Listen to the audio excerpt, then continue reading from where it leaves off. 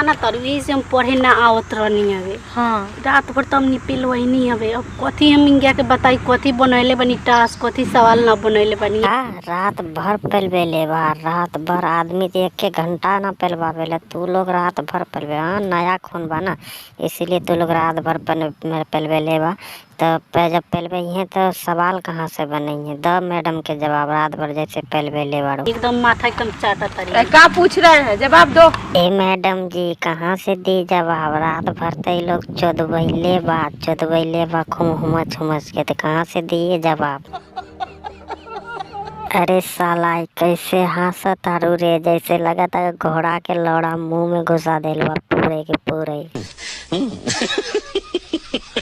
नहीं मैडम जी, मतलब हम कहता नहीं नू कि ते कॉपी पे निमन से आज याद कैले बानी, जौन लिखले रहनी है नु जौन देले रहनी अपने का उ निमन से पढ़ के आइल बानी आज। तो उन्हें फुसुर फुसुर कथी बात कर रही थी। फुसुर फुसुर ना है मैडम जी, रात में जे सब चोदवाइल रहे ना ओकरे बात करत रहे, तोरा के लोग थोड़ो बताई ना।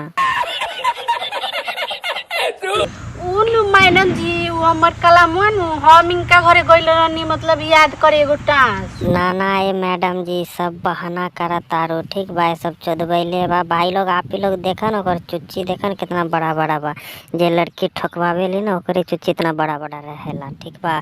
तो आज का वीडियो यहीं पे समाप्त करा था भाई लोग, लाइक और सब्सक्राइब कर दिया, घंटा जरूर बजा दिया। Bye by.